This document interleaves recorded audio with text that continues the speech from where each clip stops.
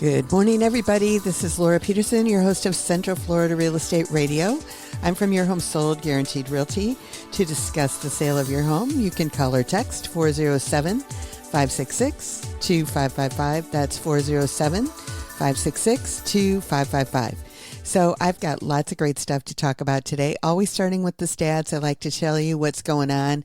Everybody's always constantly, the prices are going down and I'm waiting for the market to shift and all of that kind of good stuff. And basically, we have been kind of in a sitting pattern ever since the market went up in like 21 or so. When the interest rates started to rise, we really haven't seen a whole lot of change. Now, I'm not saying in specific areas or neighborhoods or something like that the prices maybe have not adjusted a little bit, because they have.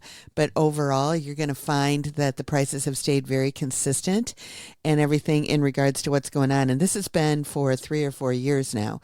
So the market has increased slightly, but it doesn't increase to the point where it's significant or anything. People have been holding on to their values, which is always a good thing when you own a property and everything. But, the market does go up and down occasionally. And if you're planning to be there for the long haul or look at the long-term benefits and everything of it, which might be 3 to 5 years, I think you're always in a really good place in looking at where we're at. But and when it comes to the single family homes, last week there were a total of 354 homes that sold. Now, if you look at the news, it might say, the home sales were down last week. They were 360 the week before. So basically the same when you're looking at the trends. The median price went to 440,000, which I believe it was 430 the week before. So again, within that range. So when we're looking at just a week, there's not a lot of change and everything that you can see. I mean, if we're going to have a deep dive, but we're looking for the trends to really see what's happening. So we're right there in the sweet spot in regards to everything that's going on there. And the inventory only increased by 8, which is really exciting for me to keep it at 8928, because we're kind of in a normal market right now and very close to it. We're on the verge of a buyer's market when it comes to single family homes. So what that means to me is that when we're keeping it very consistent, we're really good. So of those 354 properties, 35 of them were under 250, 22 were between 250 and 300, 80 were between 3 and 400, 72 were between 4 and 500, 125 between 500 and a million, and there were 20 over a million. So of that gives us a total of 5.82 months of inventory. So between 4 and 6 is considered a normal market. So like I said, we're right on the verge of a buyer's market. When the prices were going up 3 or 4 years ago and the interest rates were at 3 and 4% and all of that, we were at a half a month's of inventory. So the inventory is 10 times roughly what it was several years ago. But again, it's a normal market. When the prices were going up, the reason they were going up because there was no inventory. And so people were coming in to buy. They needed a place to live. And they were just going, hey, I'll buy whatever I can, and I have to snatch it up quickly. I have to pay over asking. I have to not be aware, going with the appraisal, no seller concessions. It was totally the highest seller market that I have ever seen. And I've been in real estate for over 20 years now. So basically in Central Florida. So as a result of that, when you're looking at it, it was the hottest sellers market that you've ever seen. And so the interesting thing to me is when all of this is going on, that people say, oh, well, maybe I don't need an agent when it comes down to it, because if I do, because when I'm looking at it and seeing what the next steps are and all of that kind of good stuff, you're going, well, I can just go ahead and get the house on my own. Well, if I'm a seller, I don't need an agent because I'm going to get a buyer right away. Well, the biggest mistake that you might have made if you did that and you didn't have the right agent is that you might not have put as much money in your pocket as you needed to. And so basically the bottom line is that we were getting, 10 to 15 offers on a particular property at any point in time within about 5 days. So we would get offers immediately within hours of putting it on the market. But the problem is that those people usually had not seen the property.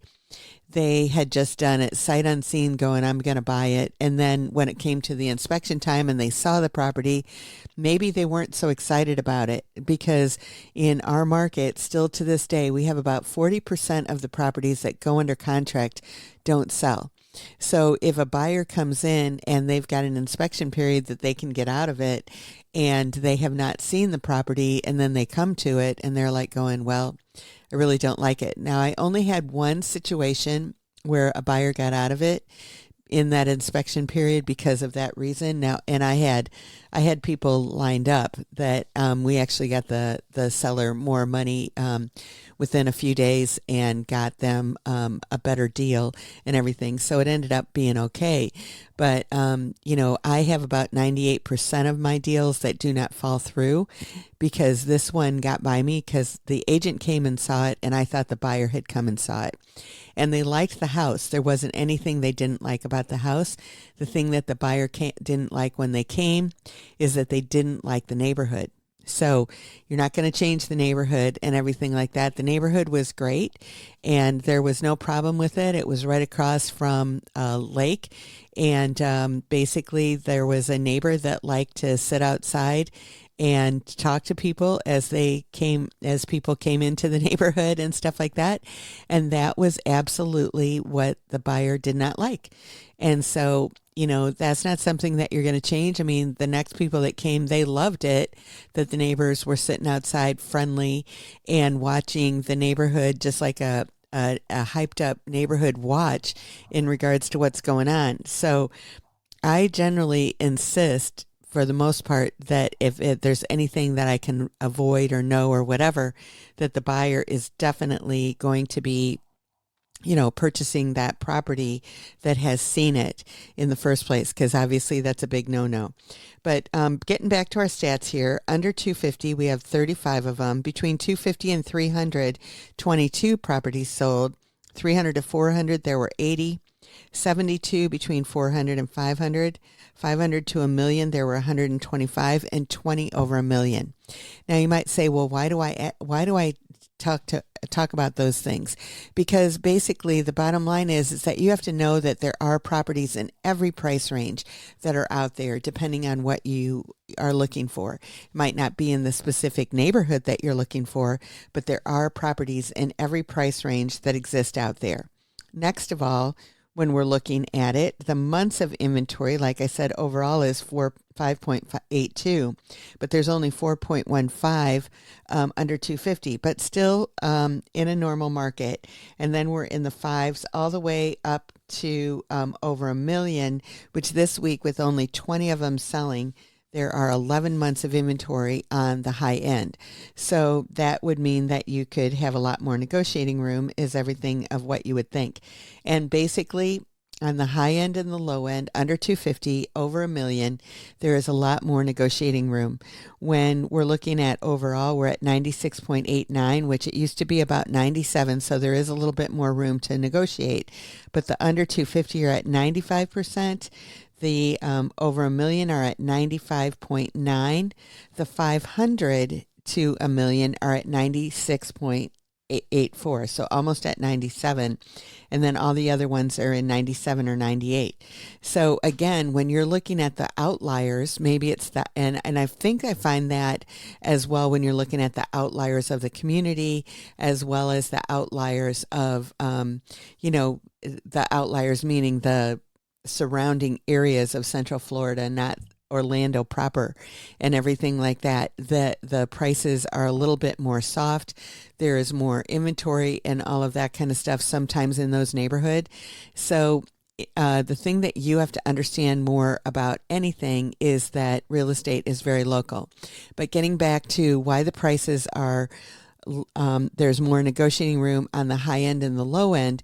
The low end, usually because those houses need work. And so people go into it. And so they're going to offer less than asking because they think, oh, it needs the work that I can see. What about what I can't see? So they offer less. The properties that are over $1 million, just in that price range, they have always negotiated down. It's like if the market's hot, if the market's down, they're always lower, and those two levels. So we're always looking at it now. It's still 96.98, I believe it was, when we were looking at the 96.84. From the 500 to $1 million. So this week it's down a little bit more than the other one. So again, it's like it's only a week. So I'm going to keep tabs of the trends and see what's going on, and then we'll go from there. So in order to get in touch with us, you can call or text 407-566-2555. You can find us online at centralfloridarealestateradio.com, and we'll see you after the break. Welcome back, everybody. This is Laura Peterson, your host of Central Florida Real Estate Radio. I'm from Your Home Sold Guaranteed Realty, and to discuss the sale of your home, you can call or text 407-566-2555. That's 407-566-2555. So we were still in the single family homes. We had just talked about the amount of list to ask price ratio and everything, and that kind of finishes up what we're doing there. But the condos, townhomes, and villas, they're separated out. So basically there were 88 that sold last week, 93 the week before. So again, very consistent when it comes to that. The single family homes at 354 versus 88. You can see that that market is quite a bit smaller. The median price was at 291 versus 440, or I'm sorry, 440 for the single family homes. So basically 110,000 difference. And so if you're on a bit of a budget, you would think, okay, condos, townhomes, and villas might be what I want to do. And sometimes it is, and sometimes it isn't.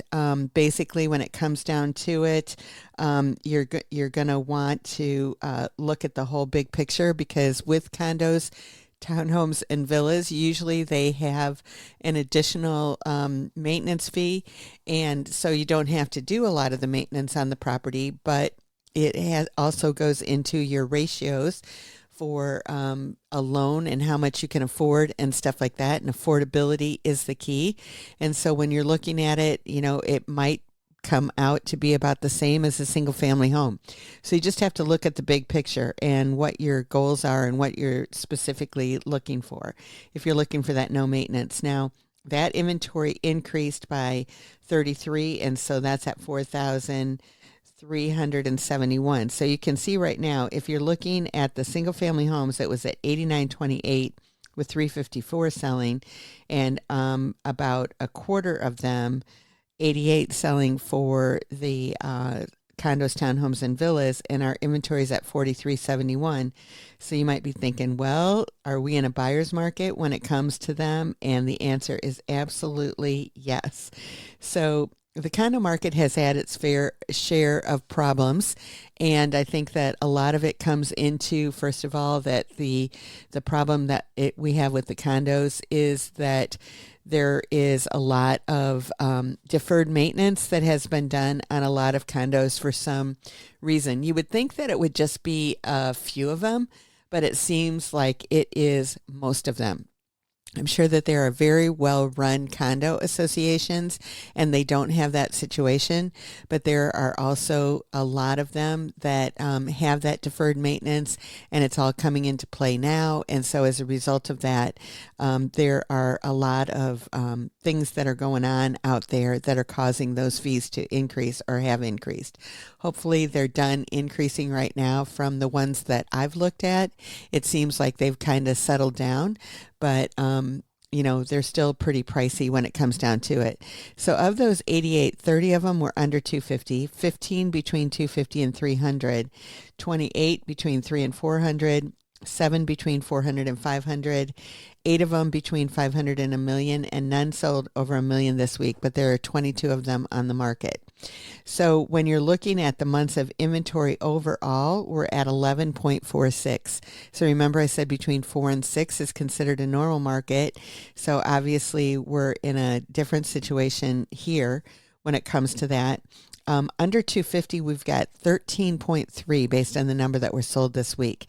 So that's a year plus of inventory in the under 250s.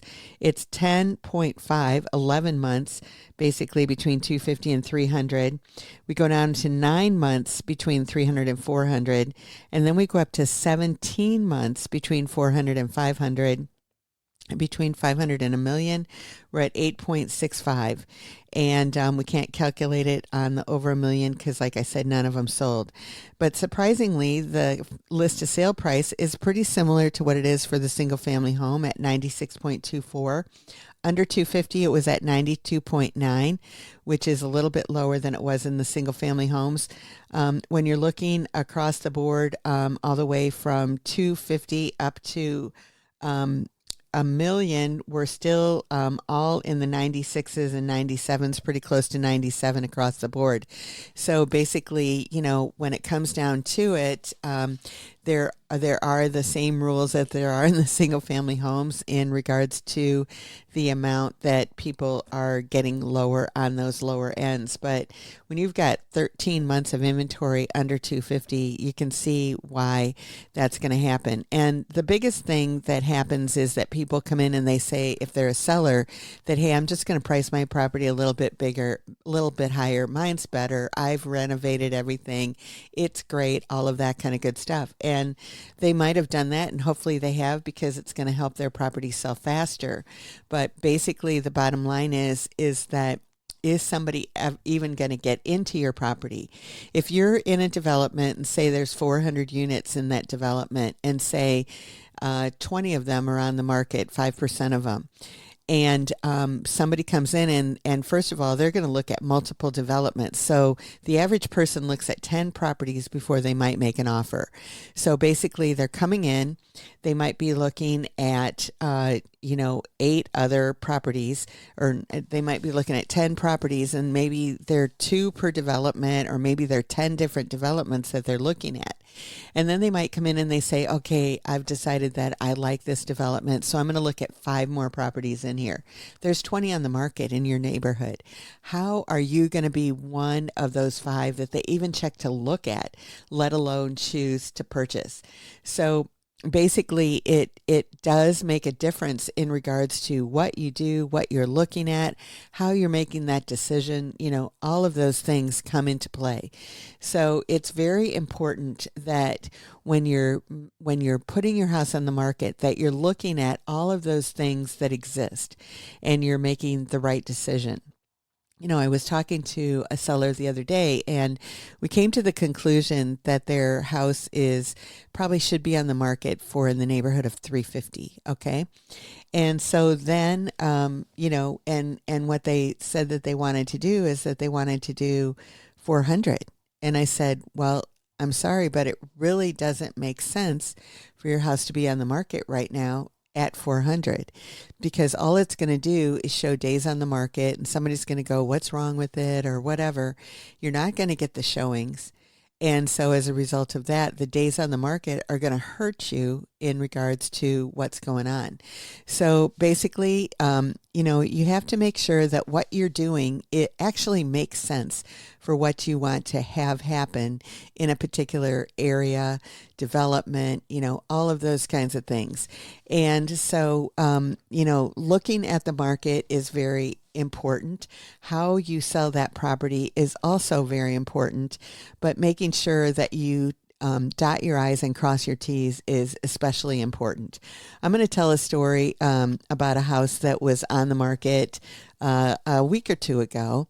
And basically it was priced $100,000 underneath. And I don't know what it finally ended up with, but I can guess, and I'll know in a couple of weeks to find out. But I'm going to go through this process with you of how somebody was creative in coming up and doing this, because I've done this before and everything as well.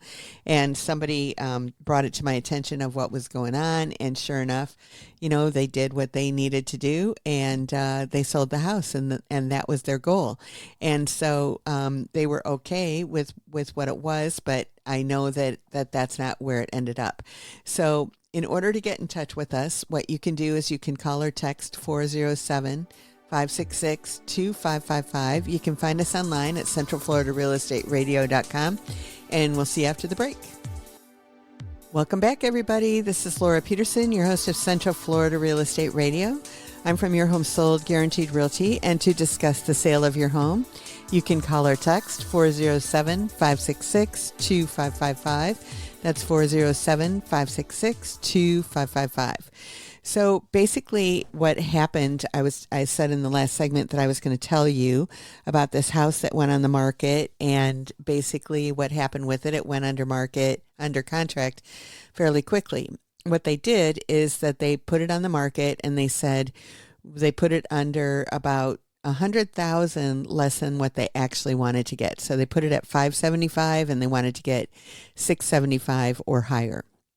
So what they did is then they did several open houses and had everybody look at it. And then they said, we are going to do an auction on this property on Sunday at 11 o'clock, and everybody has to be there. So that wasn't a time that I would choose because I know a lot of people are in church at that time. And so I would have picked Sunday afternoon, Saturday afternoon, something like that. But they chose Sunday at 11. And basically they required that everybody was there. So, so what happened is that it did get under contract that day. It did get sold, and I'm sure it was sold for at least 100,000 more. Now, the interesting thing is that there are 4 other houses that are very close to that house that are on the market for $699. They are all still on the market for $699. I don't know if they've had anybody showing it or anything like that. And the reason I know this is because I have a listing that is fairly close to that basically we just put on the market, and somebody came to us and they wanted to buy it, gave us a great offer. But the situation with it is that they had a house to sell, and it was just like those 4 other houses that were on the market for $699. And I asked them, I said, well, they needed to sell that house in order to buy the property that we have. And their agent's like, oh, I think it's going to sell right away. And I said, okay, well, what are you going to price it at? And they said they were going to price it at $700. And he said, I think it's going to go right away.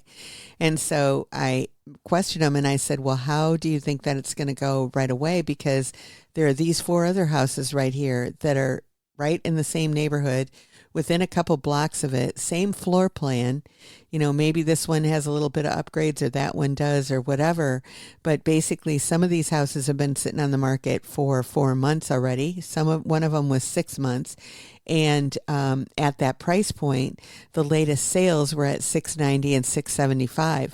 And so basically, you putting another one at $700, I don't have confidence that it is going to sell right away. And I don't want to tie up my sellers by the hope that your people are going to price it properly and do it. So if they come up with a plan that they would be willing to lower the price after a certain time and allow us to do things that we needed to do to help them sell it, then, maybe we would consider it. But we weren't going to consider it in this market with doing the things that they were going to do.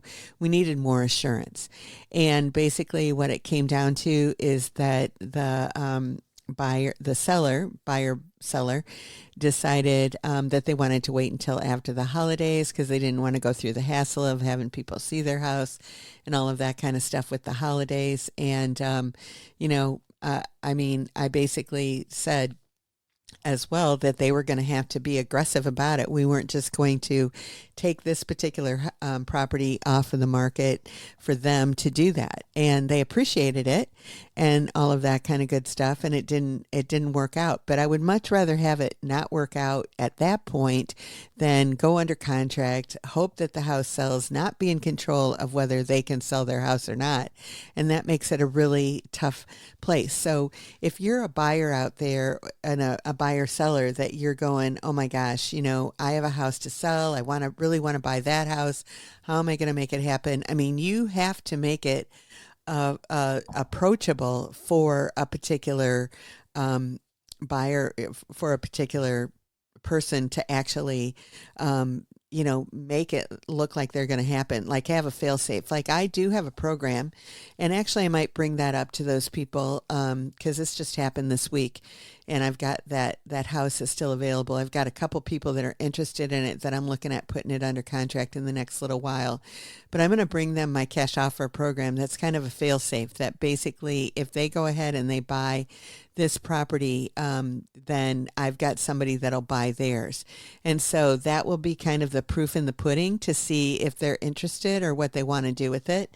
And so if they don't find a buyer within a week, then my these programs will come in and they'll buy it from them, and that will actually make the deal work. As I'm thinking it through right now, that would be a good way to do it. But if you are in that position where you want to buy a new house, but you've got your house to sell, you definitely have to have a good plan in action right now because of the inventory and because of where everything's at and all of that. So houses are selling. I had somebody ask me the other day, and I'm like, yeah, houses are selling. There's just inventory. So you definitely have to stand out.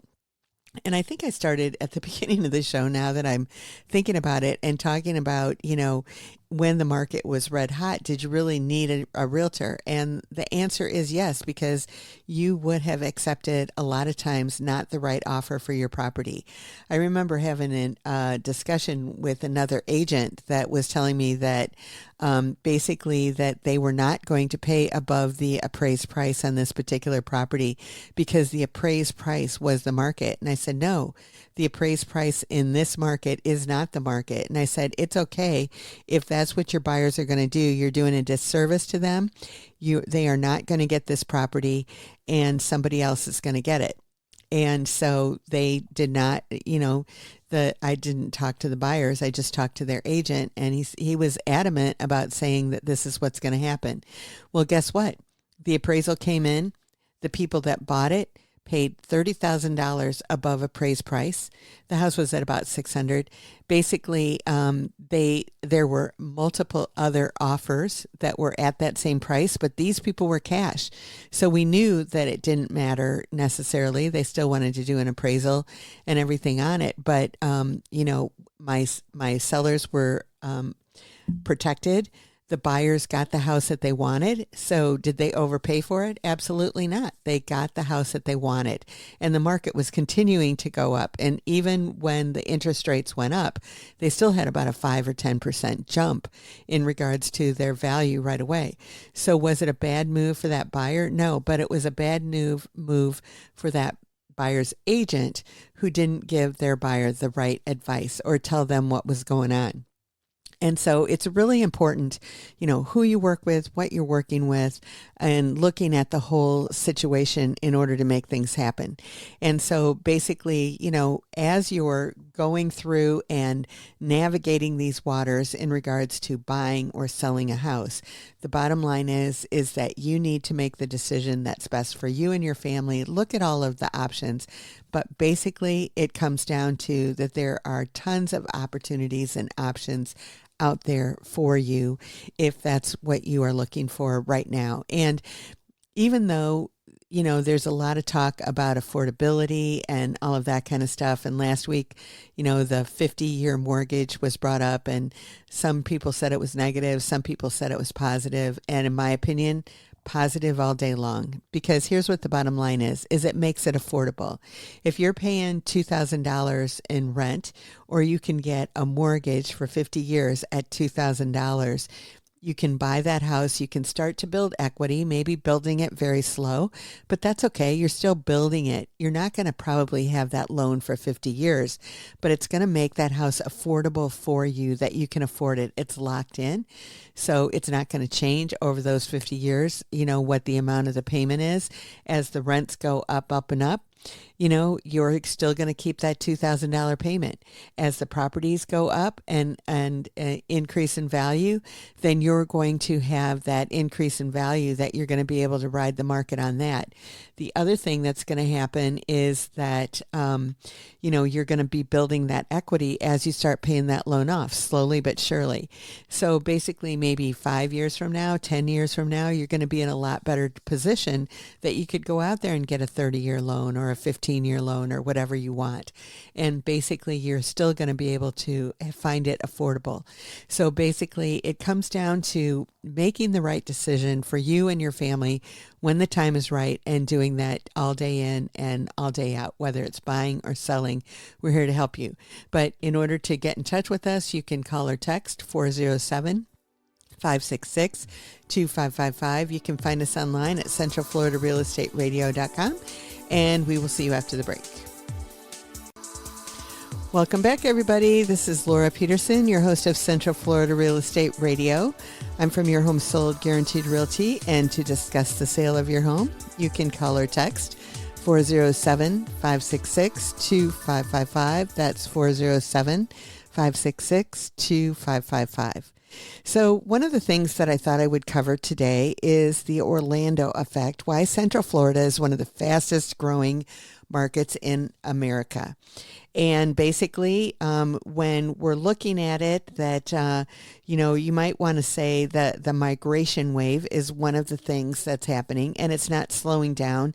I don't know how many exactly are coming to Central Florida. I know that I've heard the statistic that it's usually about 1,000 people a day net that are coming to Florida to move in. And I don't know exactly how many of those are in Central Florida, but Orlando is one of the key spots where they definitely like to come. When they say that it's going to be slowing down a little bit in the upcoming years, they're talking about it going down to 750 a day instead of it being 1,000 a day. So in my opinion, not really a bad thing. Basically, it's slowing down, but it's not stopping. So that's still having basically a huge influx of people that are coming into the market. And so when you see all the building going around and everything, it's to basically make sure that to catch up is basically what it is. And so there's a lot of that going on. That we're one of the highest areas in the U.S. where people are coming in, and we see a steady flow from New York, New Jersey, Illinois, and California. But also we see people from Miami, Fort Lauderdale, and Tampa as locals search for affordability and lifestyle upgrades. And basically why, you might ask, and it's a lot of because of the cost of living, the lifestyle, the jobs, and the opportunity. Now, the Orlando market, used to always be known for just tourism, but we have matured in a lot of ways and having a lot of other industry that exists here too. So it's quietly become a multi-industry powerhouse. So tourism obviously rebounded stronger than almost anywhere else. Healthcare and medical city in the Lake Nona area. There's defense, simulation, and aerospace that are big markets here in Orlando. Tech and, expansions are a big thing too. And construction and development jobs are booming. And basically that's to keep up with everything that's going. So every time a major employer expands or relocates here, thousands of new residents follow, and they all need housing. So there is a new construction surge, and why that matters is that we're surrounded by land that can still be developed. So that means more master plan communities, which there are a lot of those. There are better infrastructure. Neighborhoods are built with modern amenities and larger homes for lower prices compared to South Florida. And so builders are betting big on Central Florida's future, and they don't invest billions unless they see long-term demand. And basically you can see that all around. When I'm looking at the new homes that are out there, there's roughly, when the last time I looked seriously, about 350 new home communities, and I could be off. There could be more. And so basically, you as a buyer coming in there saying, oh, I'm just going to go look at the new homes and they're in this one particular area. No, they're everywhere. And the thing is that in one particular section, there might be 10 different neighborhoods there. Now, in my opinion, if you're going to be looking at them, if it were me, I would want to know what the difference were between those 10 communities. Some of them might have a CDD, which is a special tax district that make the taxes higher. Some of them might have different amenities that you can have. I've got a buyer right now that definitely wants to have a single family home with gas that you can cook, you're on the stove, which automatically eliminates a lot of areas. Then he wants to have an area that the development itself has both a gym and a pool. So again, that's not necessarily something that a lot of them have. So they're limited in order to find that. So I went through and I found all of the areas that have gas, because I think that's the rarest in regards to what we have that we cook with, because most of the time in Central Florida, it is all electric. And there are a few areas that have gas, and some of the time where people have gas, they have the gas tanks, and they have that buried in the ground next to their houses or whatever, that they might have for a fireplace, or they might have for an outdoor kitchen, or they might have it for, for gas cooking on the stove, which I know some people have that and that kind of thing too. But basically, natural gas is kind of a rarity in Central Florida, which, so basically that's what this gentleman and his wife want. And so they are definitely limiting where they can be because of that. So basically that's a rarity that we have here in Central Florida. It's not the norm. And where I came from in the Midwest, it was kind of the opposite, that everywhere that you went was gas and there was very little electric. And so basically, if you're used to that and that's what you want to do and all of that kind of good stuff, then that's really important. So you need to make sure that you're either going to put that tank in there and use propane, or you're going to be somewhere where there's that natural gas.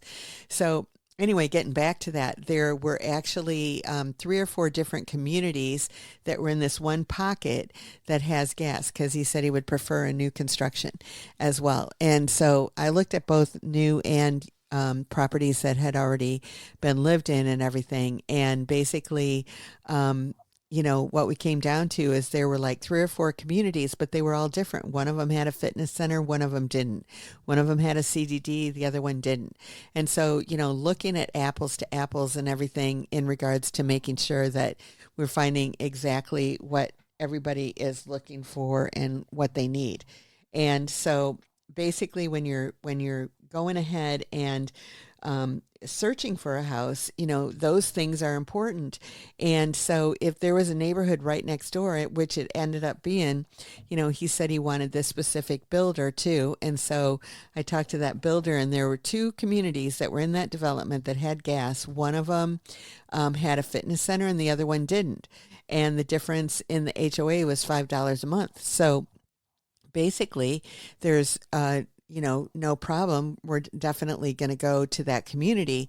But if you hadn't asked those questions, if you hadn't looked around, you wouldn't know that there was that was that difference that existed there. So my point is that out of the hundreds of new home communities that are being built, many times by the same builder, you really have to do your homework to make sure that you're moving into the one that you really want to.